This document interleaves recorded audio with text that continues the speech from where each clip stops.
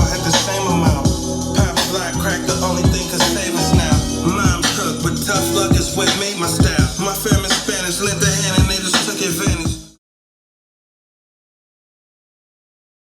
Yeah, so we get that question a lot, like describe your sound, or describe our sound as far as like me and Rob Lowe, or you know what I mean, me in particular.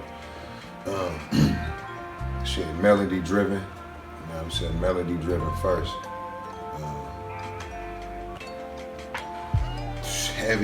Heavy samples, you know what I mean, we came in with the samples, so you know, we keeping the pure hip hop. I mean, we do a lot of music that don't require sampling, but that's just part of the sound. The sound is sampling, you know. Then on top of that, you put the melody, follow the melody, put the melody on top of it, follow it however you want to put it.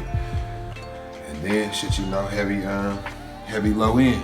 Make sure that shit blapping and bapping every time, heavy low end, but most definitely melody driven though. You know what I'm saying? A lot of underneath vocals.